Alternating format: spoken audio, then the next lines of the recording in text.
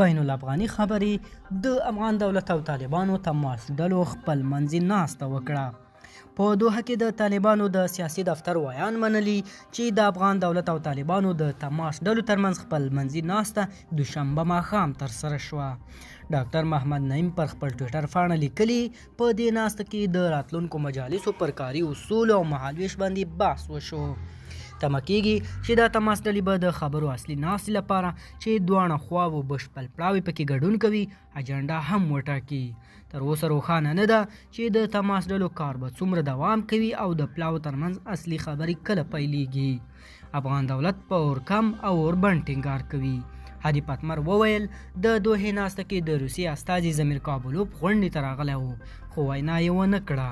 بل لوري ته د افغانستان د بهرنیو چارو سرپرست وزیر هاني پتمر دوحه کې د بین الافغاني خبرو پر دویمه ورځ بي بي سي ته ویل هڅه یې دا ده چې د یوه سراسري اوربند او اورکم هوکړه له طالبانو سره ورسیږي. له بي بي سي سره په یوه ځانګړې مرکه کې ښاغلي اتمر وویل د ناستې پر دویمه ورځ له مقابل لوري سره مخامخ خبرې لري او زموږ هیله دا ده چې په لومړي پړاو کې اورکم وشي.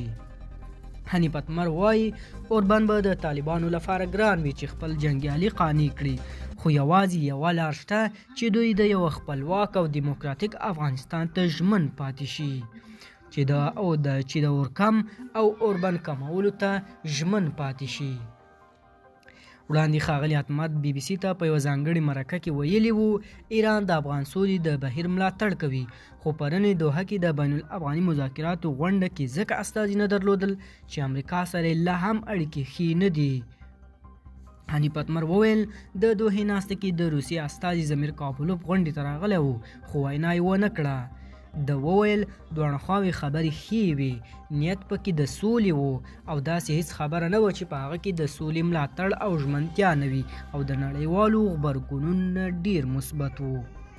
له شاوخوا 6 میاشتو ځنډ وروسته د افغان دولت او طالبانو ترمنځ د بین الافغاني خبرو د پرانیستې غونډه کې د دوشنبې په ورځ په دوحه کې ترسره شوه چې ورسره دواړو لورو ترمنځ مخامخ خبرو ته لار هواره شوه. د دې مذاکراتو پرانیستونکې غونډه کې ګډونوالو نړیوالو چارواکو ګډون درلود. د امریکا د بهرنیو چارو وزیر مایک پامپیو قطر ته روانېدو پر مهال د خبرې تاریخي وبللې. د بین الافغاني خبرو کې د افغان دولت 19 کسیز مرکچی پلاوي مشر معصوم ستانکزی او د طالبانو 1 کسیز پلاوي مشر عبدالحکیم حقانی کوي.